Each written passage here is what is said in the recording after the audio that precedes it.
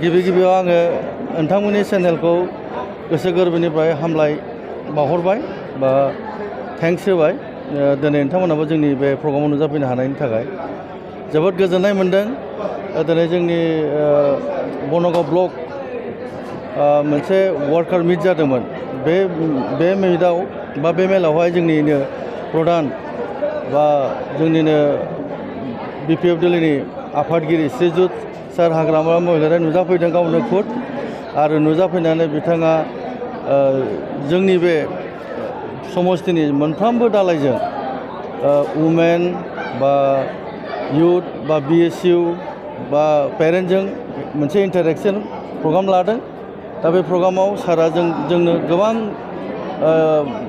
गावनि गोसो गोरबोजों गोबां मोजां फोरमायलांबाय जाहाथे जोङो फैगौ एमपि इलेक्सनाव जों गोसो गुदुङै बेबादि जेरै दिनै नुदों बेबादिनो जोङो मोजां खामानि मावनानै जाहाथे जोंनि एमपिखौ जोङो देरहानो हायो 2024 निर्बाचनाव बेखौ जोंना सारा फोरमायथिलांबाय आरो जोंनि बनगाव ब्लक कमिटिखौ नुनानै सारा गोसो गोरबोनिफ्राय मोजां खुसि बा मोजां मोनसे आसा थानायखौ गाव फोरमायलांनाय जाबाय आरो सारा।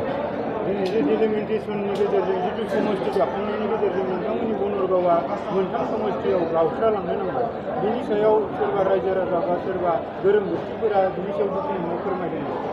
औ जोबोद इम्पर्टेन्स पइन्टस बे नोंथां सोंनाया नंगौ गोबां जोंनि बे बनगाव समष्टिनि रायजो राजाजों लोगोसे बा माखासे जेनेबा जोंनि बनगाव समष्टियाव आन्चलिक एबसुफोर बा सोरबा पेरेन्टफोर बा बुद्धिजिबि इन्टेलेक्सुयेलफ्रा गोबां दुखु फोरमायनाय होदों। मानो होनोब्ला जोंनि बनगाव समष्टिखौ ओरैबायदि मोनसे ओरैबायदि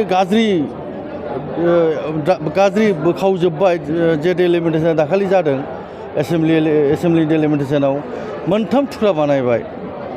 जोंनि नैबे बनगाव खाग्राबारि गामिखौ दतमा समष्टियाव हरनानै बंसिगाव गसकाटा बेलथारि दाउलिगुरि मागुरमारि सुखानजरा ओरै बे गासिखौबो बावखुंग्रि समष्टियाव हरबाय आरो माखासे दै बारनानै दरामारि हेकेपाराखौ क'क्राझाराव होबाय।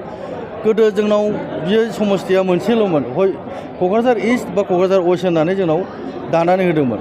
खिन्थु दिनै दाख्लैनि बे डेलिमिटेसनाव खालामनायाव मोनथाम थुख्रा बानायबाय।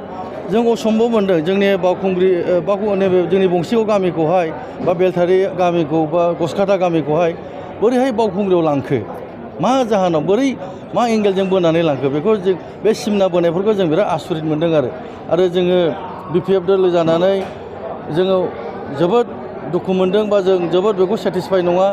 जों बेखौ होनबाय थादों बा जोंनि दैदेनगिरिफोर जोंनि सारमोना बेखौनो बुंबाय थादों समष्टि सोलायनायाव जा बुंनांगौ जेबो गैया। खिन्थु बे बाउन्डारि जे बानायदों बेनि सायाव जोङो खुसि जायाखै। समष्टि बानायनायाव जोंहा जेबो बुंनांगौ गैया खिन्थु बाउन्डारि जे बानायदों बेनि सायाव जोंहा जोबोद दुखु फोरमायनाय बा दुखु मोननाय फैदों जोंनि गोसोआव। खारन फुलि सेटिसफाइ नङा जोङो बोरै बारख्ल' मोनसे दतमा बंसिगावथ' खमसे खम दतमायाव दोनथारनांगौ। बे जोंनि मोनसे जोंहा गोदो बिर सिलागां होननाय जोंनि एक्स बिल्डिंनि फाउन्डार बा बारग' चेयारमेनमोन बे सारनि गामिखौबो दानख'नानै जे बावखुंग्रियाव लांबाय जोबोद दुखु गोनां बाथ्रा आरो गसकाटा गामि जेराव जोंनि एखेबारे बंसिगाव दतमाजों नांजाबनाय पिएसटिएस थानायाबो दतमाजों नांजाबनाय बेफोरबादि गामिखौ बोरै बोखावना लांगो जों दुखु मोनदों आरो बिनि सायाव। फकिराग्राम पिएसआव थानायफोरखौ माखासे बोखावनो जोंहा बुंनांगौ गैयामोन। खमसे खम बे दतमा पिएसआव थानायफोरखौ बोखावनो नाङामोन। खुब बेखौ जोङो दुखु मोननाय आरो जों बेखौ सेटिसफाइ नङा।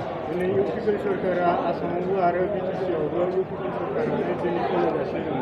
बिथांमोन सासेयावबो दिनै माखासे नोंथांमोननि बिसिडिसिआ बावखुंग्रि जेनेरेल समष्टियाव थांनायाव एक्सुवेलि दहाय जोंहा जोंनिनो मानगोनां श्रीजुत हाग्रामा महिलारि सारा बुंखालांबाय बे बाथ्राखौ डेलिमिटेसननि सायाव दाखालि 19 तारिख बे मा मास थांनाय 19 तारिखआवहाय बेखौहाय रिडेलिमिटेसन खालामनो बा मोनसे समाय होदोंमोन जोंनो।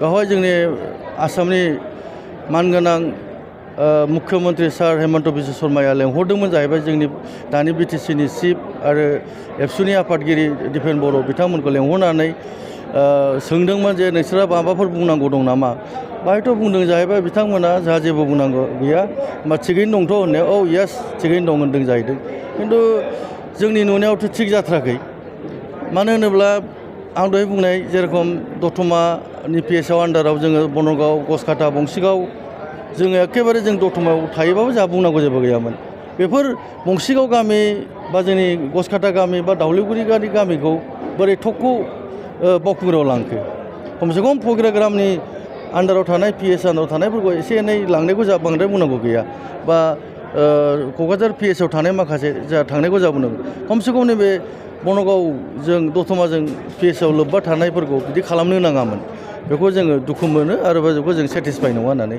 आं बुङो जिथुके इउपिन सरकारनि गेजेरजों बिटिसिआव माखासे सोरलां बोरलां अबस्था फैबाय दा नोंथाङा नैबे बनगाव समस्टिनि सासे दैदेनगिरि जानानै फैबाय थानाय समाव नैबे बनगावनिफ्राय जायखि बिजाथिया जिथु दैदेनगिरि जानानै फैया मानो बिथांमोनखौ देरहासार खालामना हरनांगौआव रायजोखौ माबायदि आह्वान खालामो येस आङो गोसो गोरबोनिफ्राय आङो बनगाव समस्टिनि साफ्रोमबो रायजो राजाखौ साफ्रोमबो जनजाति गोष्ठी जिखुनु जोंनि समस्टियाव जेसेबां जाथि जनगोष्ठी दं बयखौबो आङो खावलायो जाहाथे फैगौ 2024 एमपि बा फैगौ 2025 जोंनि काउन्सिल इलेक्सनाव जोंनि बिपिएफ दोलोखौहाय एकदम गाजा गोमजायै देरहाहोनो हायो आं बेखौनो आसा खालामो आरो बेखौ अनुरद खालामो रायजो राजानि जोंनि बनगाव समस्टिनिफ्राय जाहाथे जोंनि दोलोखौनो